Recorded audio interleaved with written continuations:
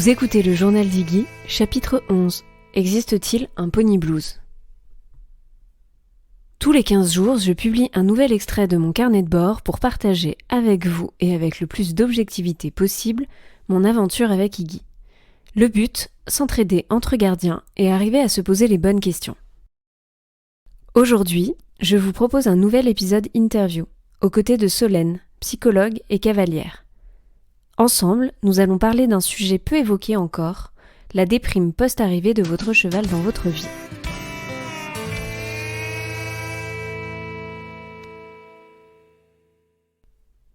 À la question « Le cheval de ses rêves existe-t-il vraiment ?» existe-t-il justement une réponse ? Pour certains, certaines, on se construit parfois une image mentale précise du jour où l'on rencontrera le cheval de sa vie. Il sera comme ci, ou comme ça, on fera ci, ou on fera ça avec lui. On retrouvera le poney de son enfance, ou l'on tombera sous le charme d'un bel étalon façon Spirit. Et on vivra des jours heureux, comme dans les contes. Ça, c'est le film que l'on se passe dans nos têtes. Mais qu'en est-il de la réalité ? Se pourrait-il que l'on soit déçu, triste, désabusé, au lieu d'être joyeuse, excitée, reconnaissante ? Voilà pourquoi j'ai demandé à Solène de me rejoindre pour m'aider à parler de ce sujet touchy et un peu tabou. Je vous préviens tout de suite, notre échange a été très très riche. Cet épisode est donc beaucoup plus long que d'habitude. Alors prenez un thé, un café et un plaid, car ce qui va suivre mérite toute votre attention.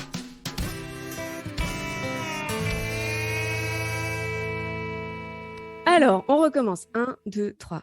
Du coup, Solène, bonjour et bienvenue dans le journal d'Iggy. Merci beaucoup de ta présence. J'adore ton compte Instagram. Je vais te proposer d'ailleurs de le présenter toi-même avec tes propres mots. Quand j'ai commencé à travailler en fait sur ce sujet du pony blues, j'ai du coup directement pensé à toi puisque voilà, justement, sur ton compte, tu explores les émotions humaines, mais aussi celles du cheval. Je te laisse la parole pour que tu te présentes avec tes propres mots et les ressources aussi que tu proposes. Eh ben, merci à toi de m'inviter parce que c'est la première fois que j'interviens dans un podcast et je suis trop excitée, trop contente. J'adore. J'adore le concept. Alors, pour me présenter un petit peu, donc je m'appelle Solène, je suis psychologue, je suis cavalière, j'ai un cheval Jupiter de 8 ans qui est dans ma vie maintenant depuis un petit peu plus de 2 ans. Et j'ai construit mon compte Instagram autour de ce qui me passionne le plus, c'est-à-dire la psychologie bien sûr, mais la relation qui existe entre un être vivant et un autre être vivant. Parce que c'est quelque chose qui manque énormément au monde équestre. On nous apprend à monter à cheval, on ne nous apprend pas du tout, ou alors très peu, il faut tomber sur de très bons enseignants, à être en relation justement, humain et cheval, à établir une relation, un bon mode relationnel. Donc moi, ce que je transmets sur ce compte, c'est énormément de contenu, d'outils, d'aides, de connaissances pour aider le cavalier, qu'il monte à cheval ou pas, je dis le cavalier parce que c'est plus simple, mais qu'on soit propriétaire ou pas, voilà, à comprendre à la fois comment fonctionne son cheval, mais avant toute chose, comment il fonctionne lui en tant qu'être humain, comment une relation fonctionne pour pouvoir prendre soin de lui, devenir autonome et développer une vraie relation avec son cheval qui fonctionne sainement, parce que les relations ça fonctionne, mais voilà, qui fonctionne sainement et qui puisse du coup devenir vraiment intime et basé sur la confiance. Du coup, pour ça, j'anime mon compte Instagram.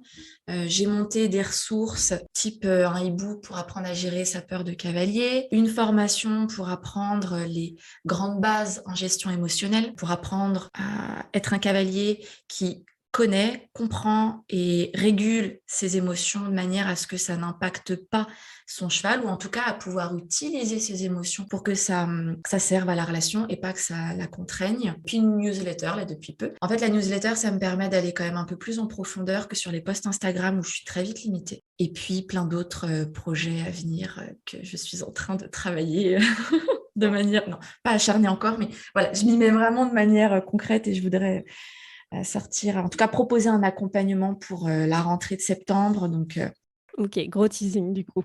exactement. C'est intéressant ce que tu as dit, on va démarrer notre sujet, mais juste pour rebondir, c'est exactement la même idée, moi, qui m'a animée quand j'ai démarré mon compte. Au début, je voulais juste faire le carnet de bord de ma jument, mais en fait, je me suis surtout rendu compte qu'on n'arrêtait pas de nous bassiner, entre guillemets, ces derniers temps de « faut être un homme de cheval, faut être un homme de cheval ». On pourrait dire femme de cheval aussi, mais bon, en gros, faut être un humain de cheval. Et, et en fait, on ne sait pas comment apprendre à être un humain de cheval. Parce que bah voilà, les galops, comme tu l'as dit, le centre équestre, finalement, tu deviens un cavalier, un sportif, mais tout ce savoir-être, en fait, il n'est pas forcément communiquer et voilà, l'enseignement aujourd'hui classique ne donne pas forcément ces clés. Alors que quand on devient propriétaire, bah, finalement, le temps passé sur le cheval est quand même vachement moindre que le temps passé à côté du cheval pour gérer voilà, tout un tas de sujets. J'en parlais donc dans le dernier épisode là, sur la charge mentale. Voilà, c'est pas du tout la même chose. Donc aujourd'hui, justement, on va parler du pony blues, ou en tout cas, on va plutôt chercher à comprendre s'il y a un pony blues. Récemment, moi, j'ai entendu parler du puppy blues, ou du coup de la déprime post-arrivée du chiot au sein d'un foyer, et ça a fait appel à en fait une expérience très personnelle que j'ai vécue pendant au moins un an. Quand ma chienne est arrivée, je pensais pas du tout émotionnellement être autant impactée Ouais, et du coup autant affaiblie aussi, faut le dire. Et alors je ouais. me suis dit, bah, si ça arrive pour les humains, on parle de baby blues, on commence à utiliser ce terme bah, voilà, pour l'arrivée d'un chien dans un foyer. Est-ce que ça peut en fait ou pas justement si on tire un petit peu le fil plus loin, être utilisé pour l'arrivée en fait d'un animal et non d'un humain tout court, et du coup bah, pourquoi pas nos chevaux qui soient Tout à fait. poulains ou un petit peu plus âgés. Clairement, là, on va faire appel à des connaissances que moi, je me sens pas de vulgariser parce que du coup, j'y suis pas forcément déjà familière.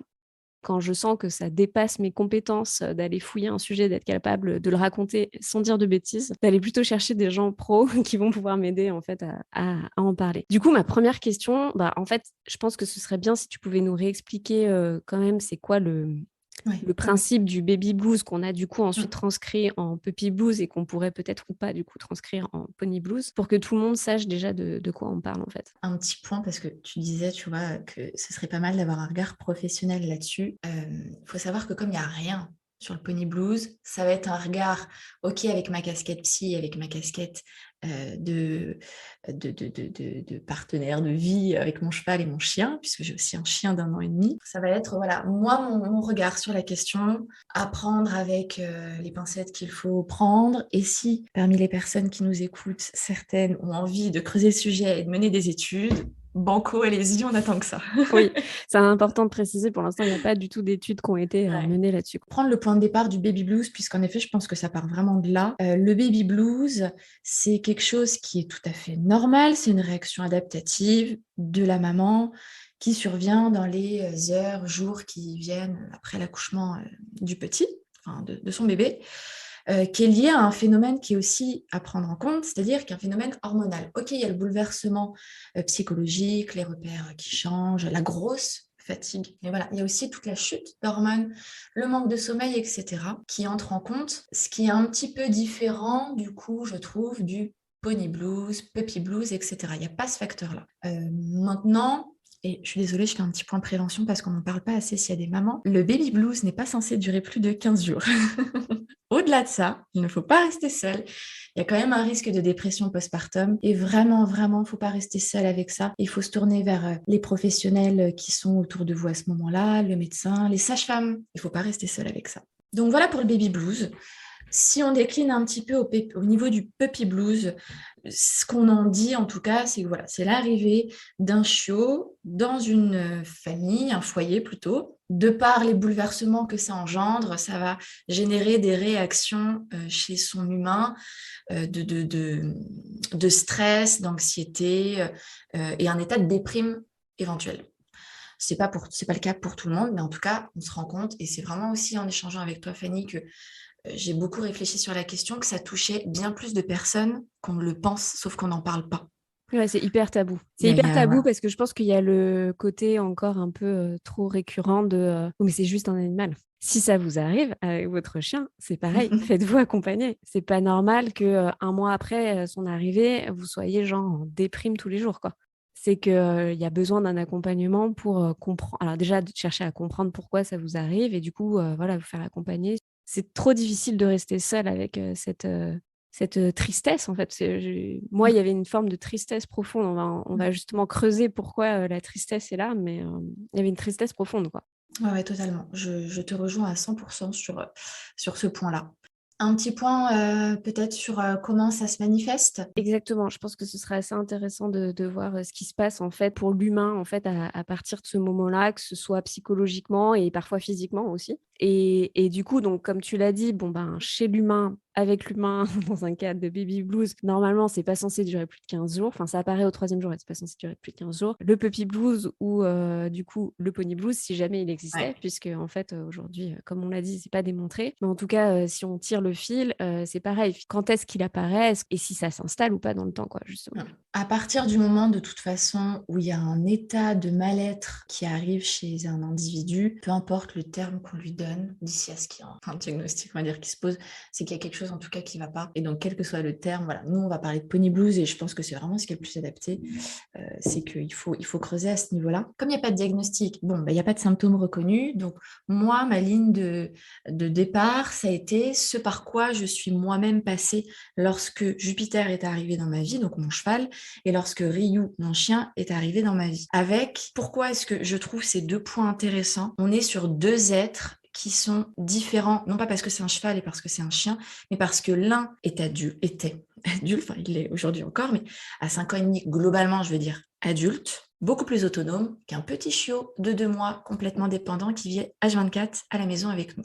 C'est pas tout à fait la même intensité, je trouve, et les mêmes choses que ça peut déclencher. Après, c'est propre à chacun. Moi, en tout cas, ce que j'ai pu repérer, ça va être 3 grandes catégories, c'est-à-dire des symptômes au niveau émotionnel, comme tu le qualifiais, beaucoup de tristesse. Il peut y avoir beaucoup d'anxiété parce qu'on a peur de mal faire, on a peur. Le fait que le cheval ou le chien, ou peu importe, en tout cas, le fait que l'animal arrive dans un nouvel environnement, c'est quelque chose de très stressant. Donc, il arrive avec une charge de stress qui est assez monstre. Et ça, mine de rien, ça se communique à l'humain, qui est déjà lui-même stressé par l'arrivée de ce nouvel être qu'il ne connaît pas, etc. Donc, il y a une charge de stress et d'anxiété qui est assez élevée, avec voilà, tout un tas de peurs qui peuvent être propres à chacun, liées au bien-être, liées à la peur de mal faire, etc. Il y a un phénomène de barrière de langue aussi qui joue beaucoup, où on ne comprend pas. Donc, il y a beaucoup d'incompréhension, où je vais regretter d'avoir acheté mon cheval, mon chien, Ouais, s'être lancé etc. dans cette aventure, quoi. En gros. Exactement, exactement. De mes bons sang, dans quoi je me suis lancée, pourquoi, voilà, et beaucoup de regrets. Et l'ensemble de ces choses, et s'il y a autre chose qui me vient en tête, c'est qu'il peut y avoir des phénomènes de colère. De la colère qui peut être dirigée à la fois contre l'animal, je ne sais pas, le chiot qui fait pipi partout, enfin, c'est bien mignon une fois, deux fois, au bout de la 15e fois, ça peut très vite agacer par exemple, il peut y avoir beaucoup de colère du coup contre cet animal qui ne s'adapte pas, qui ne s'apaise pas, qui est toujours autant stressé. Mon cheval m'agaçait au plus haut point au bout d'un moment. Et de la colère contre soi, de ne pas réussir à comprendre son animal, de ne pas réussir à l'aider à s'adapter à son nouvel environnement, de ne pas être suffisamment calme et toutes les exigences qu'on peut avoir en fait envers nous-mêmes et envers notre nouveau compagnon. C'est intéressant ce que tu dis parce qu'en fait, bon, alors moi, je n'ai pas du tout ressenti le pony blues, hein. Enfin, en tout cas, pas ce que j'ai vécu avec ma chienne. Et je pense Comme que, pour comme tu l'as mon dit, chiot. voilà, moi, elle est arrivée, elle avait 2 mois et demi, c'était une tornade à la maison. Ma jument est jeune parce que moi, elle a que 3 ans, enfin maintenant 4. Mais Clairement. du coup, quand je l'ai eue, elle avait 3 ans et c'était vraiment un bébé et avec des comportements de bébé. Mais il y a quand même cette forme d'indépendance aussi dans la relation qui, du coup, ne creusait pas assez, enfin voilà, qui n'a pas suscité, on va dire, les mêmes émotions que ce que j'ai pu avoir en fait avec ma chienne. Oui. Pour autant, ce qui m'a vachement marqué dans le Puppy Blues, c'était cette ambivalence d'émotions et de sentiments. C'est-à-dire, est-ce que c'est vraiment possible d'être méga content, méga joyeux, méga excité, parce que j'en ai rêvé toute Ouais, ma ouais. vie, et en même temps, genre, méga déprimé et méga triste, parce que, en fait, on a rêvé de quelque chose, et finalement, il y a une forme de désillusion qui peut arriver très vite, parce que les premiers instants, comme tu l'as dit, les premiers jours se passent pas comme on l'avait imaginé. Personnalité de l'animal n'est pas celle qu'on avait imaginée. Et là, c'est un peu la dégringolade, en fait. Tout à fait. Est-ce que tu veux qu'on embraye sur ce point-là, un peu du comment ce qui se passe, ou tu veux que je termine un peu sur comment ça se manifeste? Alors là, si tu me lances, je pars. Alors, si ouais, tu non, veux. on peut continuer et après, clairement, Ok. on va Et changer. ensuite, on creuse un peu plus le pourquoi, en fait, il y a ces manifestations-là qui se produisent, ou en tout cas, quelles sont les hypothèses possibles. Du coup, au niveau émotionnel, c'est globalement ce qui peut se produire. Après, il y a peut-être d'autres manifestations. Un truc qui me vient aussi en tête, c'est des sensations, bon, ça retouche à l'anxiété, hein, mais des sensations d'étouffement, d'être envahi, de ne plus avoir de temps pour soi, de par le fait, parce qu'un cheval, c'est chronophage. Clairement. Donc, vraiment, il peut y avoir ce phénomène-là. Et l'ensemble de ces émotions négatives, ça peut quand même engendrer quelque chose qui est assez fréquent, c'est-à-dire, madame, la culpabilité. Et ça, je pense que c'est assez lourd à porter, la honte et la culpabilité de ressentir de telles émotions alors que ça devrait être un moment de pure joie qu'on a tellement attendu, tellement rêvé, justement. Voilà un petit peu au niveau émotionnel. Je suis curieuse de savoir si toi, tu as peut-être d'autres choses qui te viennent en tête que tu aurais vécu ou pas. J'étais en train de réfléchir, effectivement, je pense que tu as bien résumé. Alors, moi, clairement, avec Orion, enfin, j'ai mis du temps, en fait, à m'en rendre compte, mais donc on en reparlera après de comment on peut faire pour en prendre conscience, etc. Mais c'est vrai que moi, ça a été immédiat, c'est-à-dire jour 2. Tu vois, jour 2, d'un coup, une forme de désillusion incroyable. En fait, je pense que je me suis sentie dépassée. Donc vraiment, il y avait ce sentiment de putain, je pensais être prête, mais en fait, je suis pas du tout prête. Et surtout, ouais, beaucoup d'incompréhension. C'est-à-dire cette peur panique un peu de me dire, mais en fait, c'est quoi le mode d'emploi, quoi? Et Ouais. du coup, voilà, c'est ça, beaucoup d'incompréhension, beaucoup de solitude, en fait. Me sentir seule face à cette épreuve, et pourtant, voilà, je vis avec quelqu'un et tout, mais je pense que ouais, je me suis sentie isolée. Et alors moi, pour le coup, j'avais pourtant normalement au départ bien fait les choses, c'est que j'avais rencontré un éducateur avant, je lui avais demandé de Ouais. venir me voir dès le jour 2 pour qu'on discute ensemble justement de l'arrivée d'Orion, des premières choses à mettre en Ouais, tu t'es place. vraiment préparée. Ouais, ouais. Et pour autant, ça n'a pas suffi. Je veux dire, Ok, j'ai fait ma première séance, ça a duré 30 minutes, puis après, je me suis retrouvée seule de nouveau, quoi, face à... Mais en fait, je fais quoi à l'instant T, quoi? Et c'est ça. Beaucoup d'isolement, ouais, beaucoup d'isolement, je dirais. Et du coup, tu vois, j'enchaîne sur la sphère comportementale et c'est ça, c'est énormément d'isolement. C'est là le parallèle d'ailleurs qu'on y voit avec le baby blues, c'est que chez les mamans et les papas, qu'on ne prend pas assez en compte, chez les parents, il y a un terrible isolement où on passe de 3 jours à l'hôpital où globalement on est encadré, surtout si l'équipe est chouette, à plus rien, à une sage-femme qui vient de temps en temps et une absence de connaissances. Et au niveau des animaux, je dirais qu'il y a un manque encore plus intense où on est encore moins préparé. Déjà que personne ne prépare un parent à être parent, quand même, il y a vraiment un problème au niveau de la société. Mais au niveau des personnes qui prennent des animaux, je trouve qu'il y a un manque encore plus intense et du coup, un isolement, un repli sur soi, un isolement social, que ce soit parce qu'on manque de connaissances, parce qu'on a honte, parce qu'on n'ose pas en Ouais. parler, parce qu'on pense que c'est pas normal, etc. Je te coupe, mais ouais, c'est vraiment ça. En fait, pendant qu'on en parlait, j'étais en train d'essayer de réfléchir les émotions qui m'avaient assaillie à l'époque. Et je pense que, en fait, il y a eu l'isolement et très vite, il y a eu la honte. En fait, il y a eu la honte de plusieurs manières différentes, c'est-à-dire la honte déjà de me sentir dépassée. Ouais, ouais. Donc là, ouais, très vite, cette honte multiforme, c'est ça. Honte de ne pas y arriver, honte d'être déçue, honte d'être dépassée, honte de se sentir isolée et surtout, une forme de honte sociétale, alors, je sais pas Ouais. si on peut le dire, mais parce que, voilà, c'est un animal et... Puis après, bon, on en avait parlé dans la préparation de cet épisode, mais moi, j'ai eu une chienne très, très réactive, détectée hypersensible. Donc là, il y a eu moi, ça s'est installé parce que on n'arrivait pas à passer des étapes que je voyais que tout le monde passait. Genre, Franchement, les doigts dans le nez à côté, tu vois, parce que j'ai fait quand même des cours collectifs avec des chiots, l'école des chiots, enfin tout ça. Et moi, genre, une feuille d'un arbre, ça déclenchait des hurlements, quoi. Et là, la honte du regard d'autrui aussi, très, très, très fort. Je pense que c'est ce qui a fait que chez moi, ça s'est installé. Mais voilà, ça, c'est chez le chien, effectivement.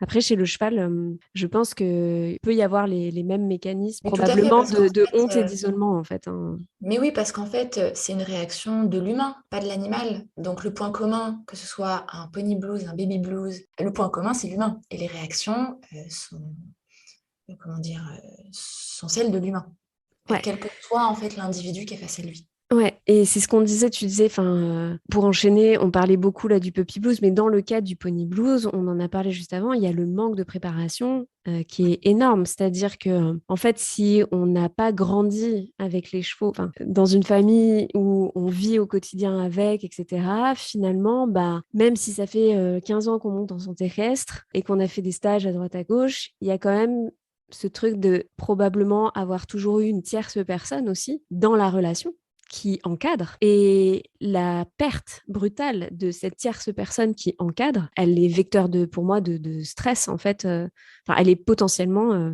vecteur de stress ouais, ouais. aussi, bah, voilà, pour la cavalière qui petit à petit devient gardienne et qui, en fait, a pas son mono pour lui dire, bah, voilà, tu te mets là, tu fais ça. Bah, il a un bobo, tu devrais faire comme ça. On apprend. Exactement. Du coup, de nouveau, l'isolement, quoi, en fait. C'est ça.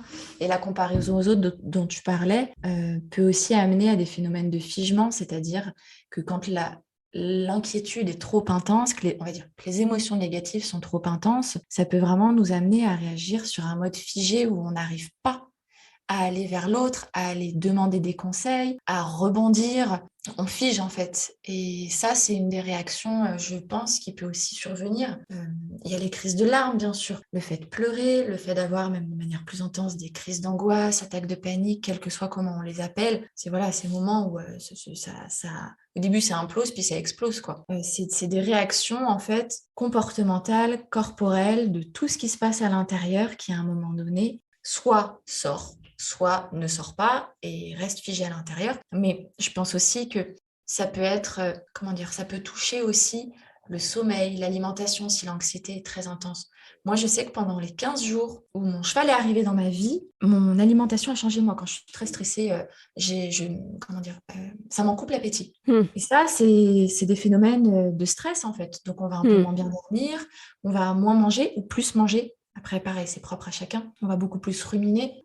Et ça, c'est le troisième pan, c'est toutes les pensées négatives qu'on va avoir et qui entretiennent du coup ces pensées négatives et les manifestations de souffrance et de mal-être. Et alors là, les pensées négatives, bon bah il existe autant de pensées négatives qu'il existe d'êtres vivants Ouais, sur cette d'individus. terre. C'est-à-dire, enfin voilà, je suis pas assez compétent, je connais pas assez de choses, je prends pas bien soin de mon partenaire, je ne me suis pas assez formée, je ne pas, voilà, toutes ces négations qui, du coup, nous renvoient à une image de nous-mêmes très négative, nous confortent dans l'idée qu'on est vraiment nul et qu'on n'arrivera jamais à rien. Et du coup, le phénomène de culpabilité et de honte qui s'entretient, mais aussi de tristesse, de colère, c'est une boucle ensuite sans fin, en fait. Ouais. Et en fait, du coup, pour reboucler, moi, ce qui m'a semblé au départ le plus donc étonnant, c'est cette dichotomie, cette ambivalence de passer de «Ouah, putain, c'est génial, il arrive après-demain, quoi». Ouais. Et donc, cette espèce d'excitation, de surpréparation, parce que potentiellement, on en a rêvé toute sa vie, à «Putain, c'est pas du tout ce que je pensais». Et qui du coup, bah, en fait, cette joie, cette excitation qu'on tapit au fond de nous hyper facilement pour, comme tu dis, se laisser envahir d'un coup par bah, la négativité et la vraie déprime qui peut s'installer, quoi. Parce que si on fige, on n'en parle pas et du coup, bah, finalement, le silence cristallise à fond les sentiments et les émotions, quoi. Ouais.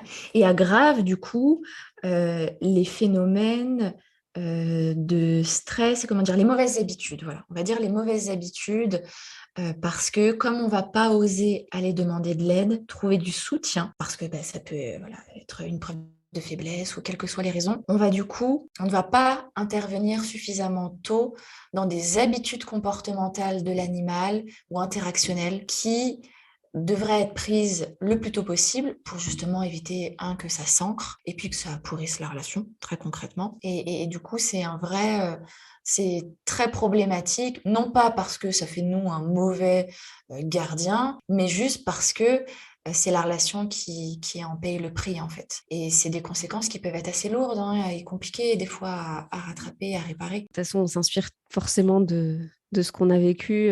Tu m'en avais Forcément. parlé pour Ryu un peu, moi pour Orion. Clairement, sans ma chienne, j'aurais probablement peut-être pas fait cet épisode parce que donc effectivement, je n'ai pas j'ai pas eu ça aussi fort avec Iggy. J'ai eu, on va dire, la charge mentale, je pense, classique que beaucoup de cavaliers peuvent avoir en devenant propriétaire. Je l'ai encore, mais j'ai appris en fait, à la détourner. Par contre, il y a quand même eu un moment, tu vois, à peu près au bout de 6 mois, où il y a eu ce moment de stagnation. Et même si je sais que ça existe et que c'est normal et que en fait, on va tous passer par là, cet agacement qui s'installe un peu, puis petit à petit, ce truc de figement, voilà, c'est ce qu'on s'est dit, Ouais, je fige. Ça, j'ai pas réussi à le faire, donc tiens, je vais moins le demander. Alors au début, ouais. j'essaie On de trouver une évite après. stratégie pour passer, Ben oui, on évite. voilà. Et puis Normal, hein, c'est humain. ouais, C'est mamie, c'est rien. l'évitement qui peut s'installer. Donc, après, ce qui était super, c'est que en fait, j'en ai pris conscience hyper vite. Et j'ai vraiment pu tout de suite me faire accompagner. Et il y a un savoir-être qui s'est enclenché justement chez moi qui tout de suite a pris le pas parce que je pense que il y avait une mémoire de l'esprit, Ouais, peut-être, je ne sais pas si on peut dire ça, ou du corps même qui ouais. se remettait en route. Et du coup, une combativité de se dire, OK, ça, j'y vais pas. J'y vais pas par là. Ouais, ouais, ouais. Mais en fait, comment en prendre conscience? Parce qu'il y a probablement des auditeurs, auditrices qui tomberont sur cet épisode et qui, eux, n'ont peut-être pas vécu ça. Parce que, juste pour Comment prendre résumer, conscience du pony blues? ouais, du pony blues. Oui. En fait, je dis ça parce que très clairement, quand j'ai bossé sur le sujet donc du puppy blues pour moi comprendre ce qui m'était arrivé et du coup arriver à ce sujet trait d'union qui est le pony blues, Oui. en fait, je suis tombée sur un blog d'une personne qui en plus pour le coup est psychologue et comportementaliste canin et elle disait, ben moi, il est arrivé au troisième. Donc en fait, c'est pas le premier chien ou le deuxième chien, enfin, et c'est pas peut-être le premier cheval ou le deuxième cheval, c'est peut-être que le troisième où ça peut arriver. Et en fait, Ouais. la mécanique, enfin, ce que je veux dire, c'est que faut pas juste se dire, Parce ah, moi, c'est que, bon, ça m'est pas arrivé, ça m'arrivera jamais. Visiblement, ça parce ne que fonctionne pas comme ça, quoi. Donc, pour ceux qui ne l'ont pas vécu, est-ce qu'il y a des sortes de signes pour en prendre conscience? Alors, on était en train d'en parler finalement. D'un coup, ce fait de se renfermer, de moins en discuter, d'éviter, c'est des signes. Mais ce que je veux dire, c'est que souvent, quand ça nous arrive, on s'en rend pas compte quand même. Enfin, en fait, c'est que les signes, ils sont déjà bien installés, quoi. Mais puis surtout, parce que le problème, entre guillemets, c'est pas tant l'animal qui arrive là dans notre vie. Tu vois, quand tu donnes l'exemple de cette nana là, qui a eu une réaction forte au bout du troisième, le problème, c'est pas le chien qui arrive dans la vie, c'est qu'à un moment donné, c'est qu'est-ce qui se passe quand ce chien arrive dans ma vie à ce moment-là dans ma vie, quand moi je suis dans tel état de santé, ok physique, mais surtout psychique. Et peut-être que lors de ce premier chien, deuxième chien, ça allait, mais que par contre, quand ce troisième chien il est arrivé, il y avait déjà tellement de fragilité qui avait été accumulée. Je ne sais pas, peut-être qu'elle sortait d'une période compliquée ou qu'elle était dans une période compliquée, parce qu'on prend des animaux quand ça va pas, bien sûr. C'est le meilleur moment où on prend nos animaux. Or, c'est le pire moment en fait. Et ben c'est à ce moment-là que ça pète. Comment en prendre conscience? Déjà, là, avec les trois groupes, on va dire, les émotions, les pensées, les comportements, ok, qu'est-ce qui se passe à l'intérieur de moi? Tout ça, c'est peu à peu, en fait, développer une conscience de soi. Et ça, c'est la première leçon que nos animaux, ils nous enseignent. Vraiment, c'est le premier message, c'est hey, oh, regarde ce qui se passe pour toi là. Moi, je suis comme ça, il se passe ça à l'intérieur de moi, je communique avec mon corps et avec mon énergie, mes émotions. Fais-en de même, s'il te plaît. Ce ne sont pas eux qui peuvent nous soigner. Et enfin, moi, je suis assez ferme là-dessus. Et depuis peu, hein, avant, je voyais les choses différemment. Mais ce n'est pas mon chien qui, moi, si je suis triste, ce n'est pas mon chien qui va m'enlever ma déprime, par exemple, ou le deuil que je suis en train de faire, ou quoi que ce soit. Mon chien va être là en soutien et va me dire, hé, coucou, ça va pas, je vois que tu vas pas bien, donc bah, je me mets à côté de toi, je pose ma tête sur toi, mais je suis en train de te dire, ça va pas et je le vois. Et ok, ça c'est génial, c'est du soutien. Mais ensuite, le soin, la réparation, c'est moi qui vais le faire. Par une thérapie, par autre chose. Bon, chacun trouve ses trucs et il y a du bon à prendre partout, mais c'est moi qui me répare. Et mon chien m'a aidé à mettre le focus dessus et peut-être à comprendre et à me sentir épaulée pour aller là-dedans. Mais je sais pas si tu vois la différence. Mhm. Si, Et si. pour moi, c'est une différence fondamentale. Je pense que c'est très intéressant parce que du coup, si on revient, on a un peu digressé, mais c'est pas grave. C'est ça Pardon. qui rend. Non, non, mais c'est ça qui rend le truc intéressant, c'est que c'est une vraie conversation. Finalement, on fait évoluer le sujet au fur et à mesure qu'on en parle, mais c'est que il n'y a pas un signe, il y a pas, je sais pas, un comportement qui permet à une personne de se dire, oh là là, je suis en plein dedans, ça y est. C'est un ensemble de signes, mais par contre, enfin, de ce qu'on est en train de se dire, c'est que notre animal va nous le renvoyer très très vite finalement. Et du coup, si on sent que bah, finalement, ça fait plusieurs semaines où on est censé vivre la meilleure chose qui était censée nous arriver dans notre vie Oui. et qu'en fait, ça génère plus. Alors, je pense que le stress, c'est normal que ça génère du stress. Donc, on peut être stressé sans être dans un puppy blues ou un pony blues. Mais que Mais si c'est dans le trop, c'est voilà, ça en si fait. c'est dans Si le c'est dans le trop, si trop. ça devient une angoisse, si finalement c'est pas un plaisir, si on se sent seul, je pense que vraiment le moment où on se sent seul, c'est la sonnette d'alarme. C'est là de se dire, attends, quand je vais voir mon animal, tout ce que je ressens, c'est de l'extrême solitude, c'est que C'est qu'il y a un problème. c'est que là il y a un problème, effectivement. Si c'est trop dans l'expression et si ça modifie aussi mes habitudes que j'avais avant.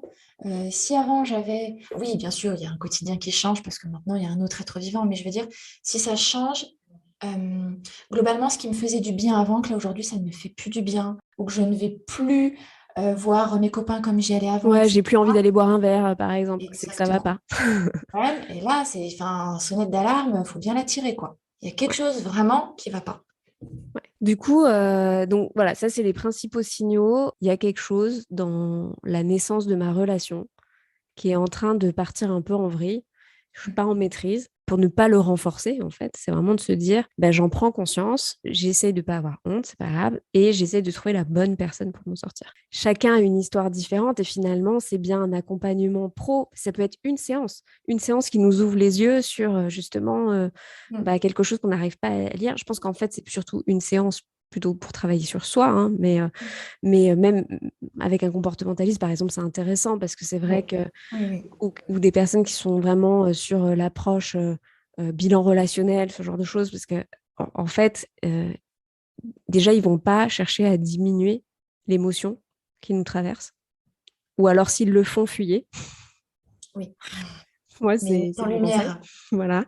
Mais voilà, ils vont pas forcément chercher à diminuer, comme on disait, cette émotion qui vous traverse. Ils vont la comprendre parce que, bah, comme ils sont spécialisés dans le comportement animal, ils rencontrent en fait des tonnes de gens qui vivent à un moment donné une incompréhension et à quel point la frustration générée par cette incompréhension, bah, voilà, peut isoler ou peut rendre triste ou peut rendre en colère, etc.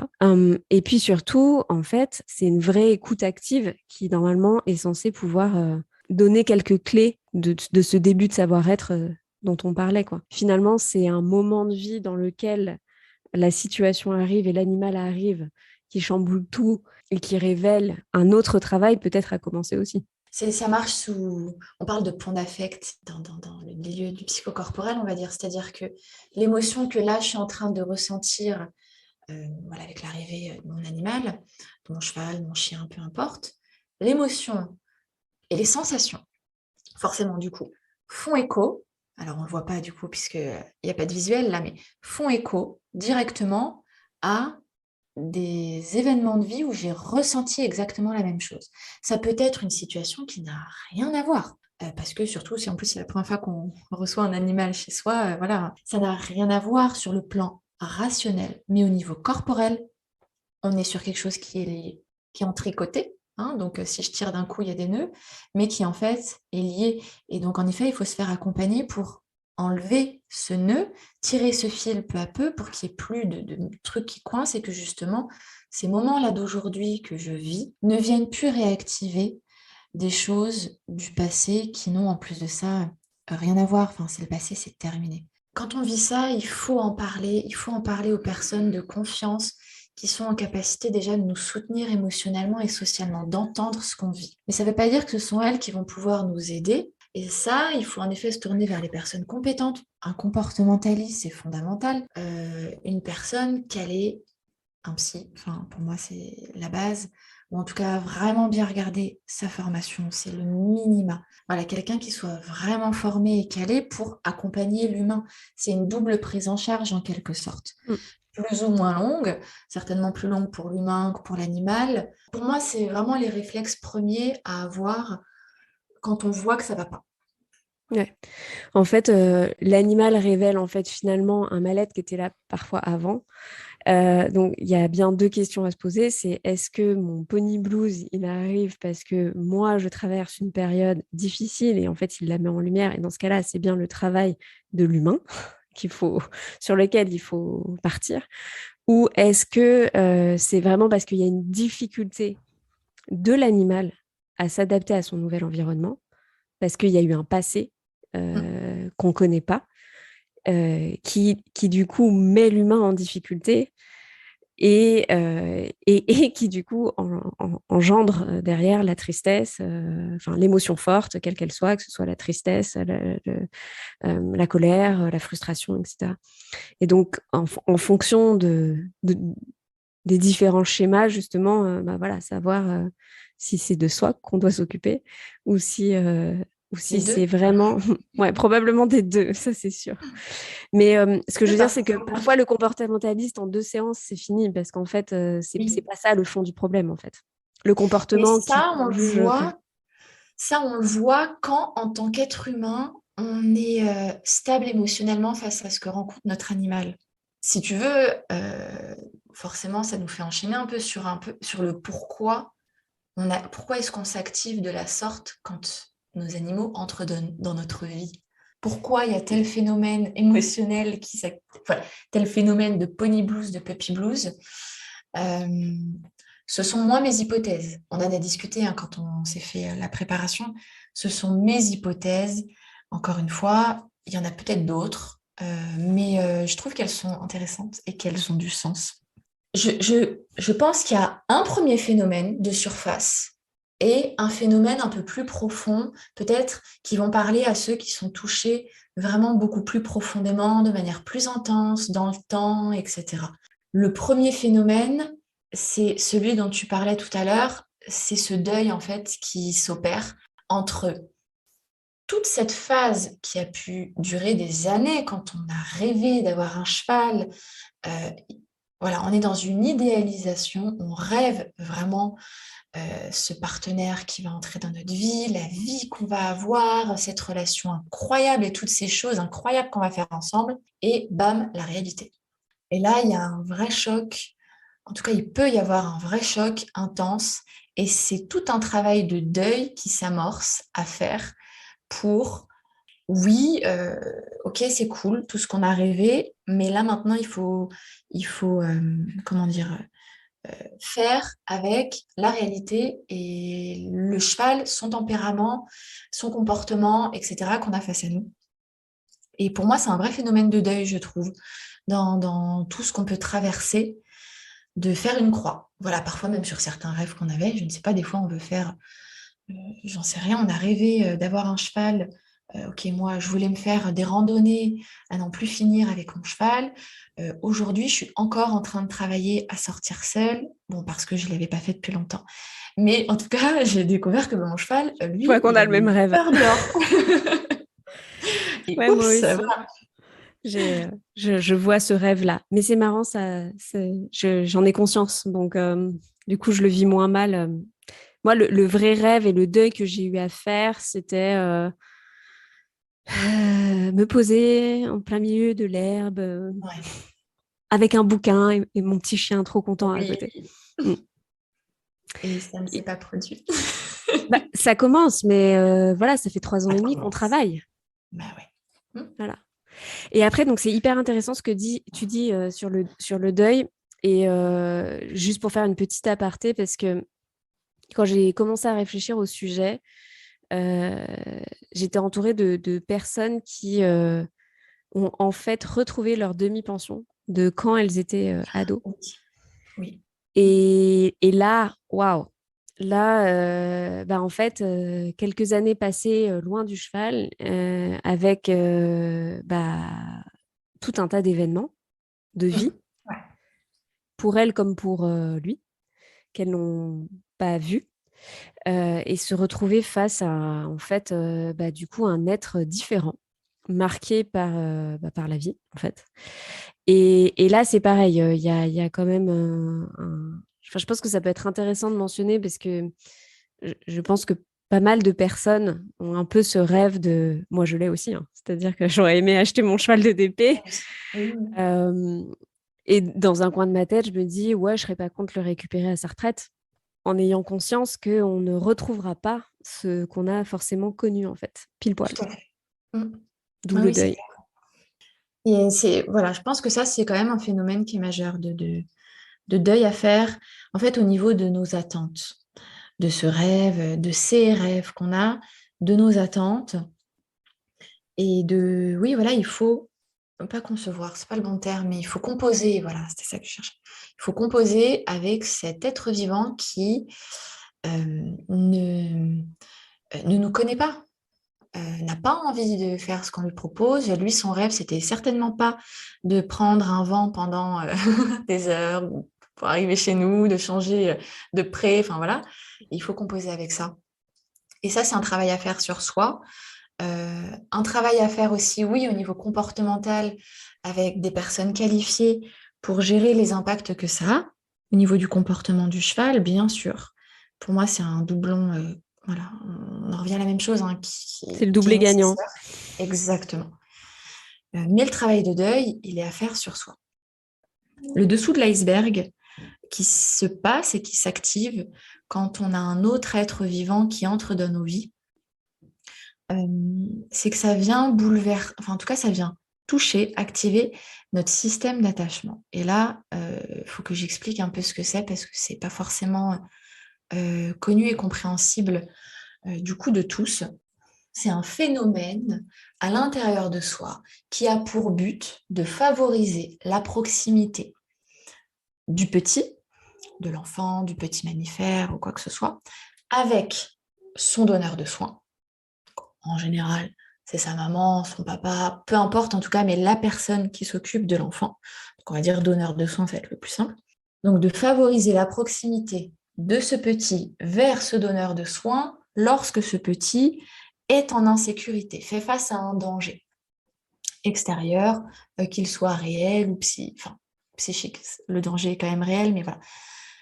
Et ce système d'attachement, il est absolument fondamental. C'est une des premières choses qui se met en place parce que c'est grâce à ce système d'attachement que ce petit mammifère que nous sommes également, du coup, va apprendre à se réguler, à réguler son stress.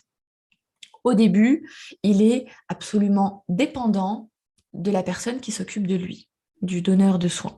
Donc, j'ai un besoin, j'ai faim, bébé va pleurer pour dire eh oh, ça ne va pas. Et ça va créer une réaction chez son donneur de soins, papa, maman, peu importe, qui va répondre à ce besoin.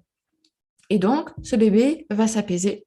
Son système d'attachement va se désactiver, va se mettre en off parce qu'il y a eu une réponse et une sécurité qui a été apportée. Ça te paraît clair ou pas? J'en Ouais, profite. c'est assez clair. Non, non, franchement, c'est assez clair. C'est bien vulgarisé. Le souci, c'est qu'évidemment, ça suppose que papa-maman aient eux-mêmes un système d'attachement qui soit sécure. Et que donc, eux-mêmes, lorsqu'ils étaient petits, aient eu des parents qui aient été en capacité de répondre à leurs besoins de manière adaptée et sécurisante. Tu t'en doutes. La complexité de la vie fait que ça arrive que ce ne soit pas le cas.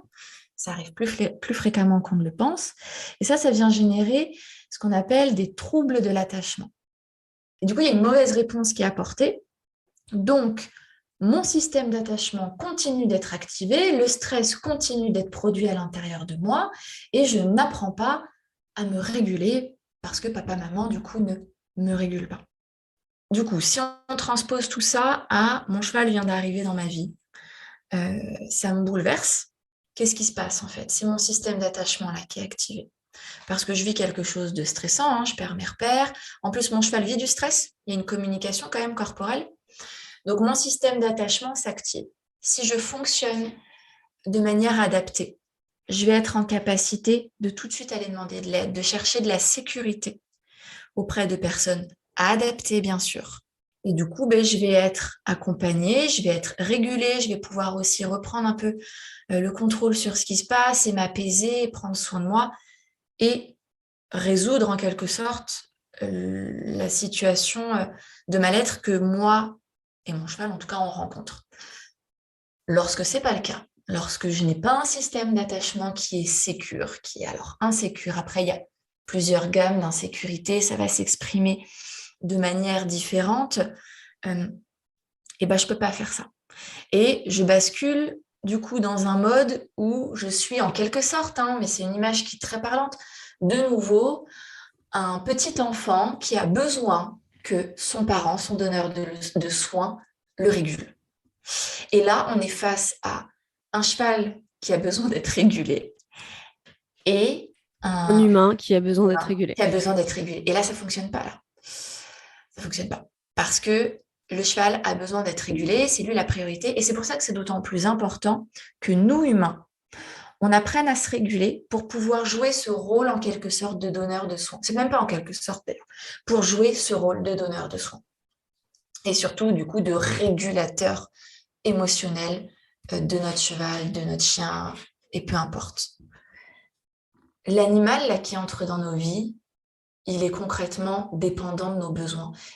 Et tout ce phénomène-là vient directement nous renvoyer. Alors là, on est sur de la mémoire forcément corporelle, parce que c'est des années de vie où on n'avait pas le verbal et la mémoire imagée qui étaient bien opérationnels, mais ça nous renvoie sur comment nous-mêmes, en tant que bébé et ensuite enfant, on a été régulé. Comment est-ce qu'on a été porté? Comment est-ce que l'autre a été en capacité de répondre à mes propres besoins? Et du coup, quelle image de moi on m'a transmise? Est-ce qu'on m'a transmis l'image de moi comme étant un petit humain qui a des besoins, de un, que ces besoins sont prioritaires, fondamentaux ou pas, que je mérite du coup l'attention ou pas, et comment est-ce que du coup, moi, ce petit humain, j'ai appris à faire face à cette réponse de mon donneur de soins, on va dire. Et c'est tout ça qui se rejoue quand on a notre animal qui arrive dans notre vie, parce que là, d'un coup, on est face à un petit être vivant ou grand être vivant qui a des besoins auxquels je dois répondre. Mais je ne peux y répondre qu'en fonction de comment j'ai appris à y répondre. Est-ce que pareil, c'est à peu près clair ou pas trop là ce que je raconte? Ouais, c'est très très clair. Donc c'est complexe ce qui se réactive pour nous, c'est très complexe et c'est normal que du coup on ne comprenne pas parce que déjà on ne nous apprend pas ça et parce que c'est comme nos racines premières là qui sont touchées. Donc, ça ne veut pas dire que c'est une catastrophe et que rien ne changera et oh mon Dieu, j'ai un attachement qui est insécure et catastrophe, on va tous mourir. Non. L'essentiel, c'est d'en prendre conscience et de commencer à mettre en place des choses dans sa vie pour se réguler et pour proposer des interactions régulées du coup avec son animal. C'est ça surtout qui est fondamental. C'est de commencer peu à peu à prendre soin de soi. Je dirais que plus notre animal part en live, plus ça veut dire qu'il faut que nous, on prenne soin de nous.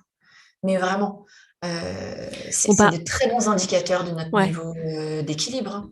Juste petite parenthèse, on ne parle pas bien sûr d'animaux qui auraient vécu des traumas Oui, bien sûr, et évidemment. qui démontrent, qui ont besoin qui expriment en fait ces traumas et qui ont besoin d'être pris en considération.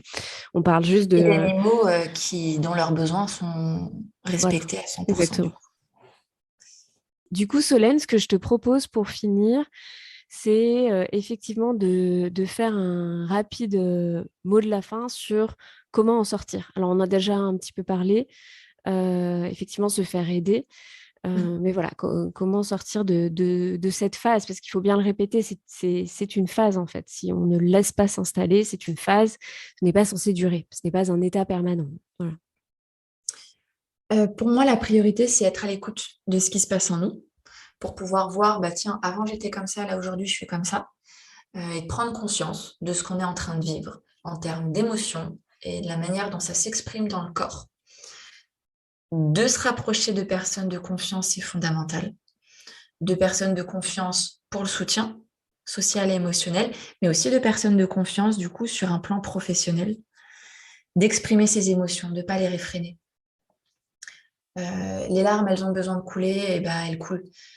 Il faut que ça sorte, c'est une vraie fonction, les larmes. Hein. Ça libère les endorphines qui vont contrebalancer le cortisol dû au stress. Enfin, bon, je vais digresser, mais les larmes, elles ont une vraie fonction. Il faut les laisser s'exprimer pour se réguler, justement. C'est de la régulation du stress et du système d'attachement qui s'est activé. Une chose que je trouve intéressante, c'est de passer du temps à observer son animal, comme si on n'était pas son gardien, sa gardienne, mais on était c'est une comparaison que j'avais apprise par un prof de psychologie sociale, c'est mettez-vous dans la peau d'un sociologue qui arrive sur une île déserte, qui découvre une tribu pour la toute première fois et qui prend ses notes. Ça m'avait énormément parlé et je trouve que c'est très intéressant de faire ça. Ouais, j'allais Se dire, mettre dans ce statut-là. je te coupe effectivement, c'est exactement pourquoi j'ai fait le chapitre 8 là sur pourquoi et comment observer.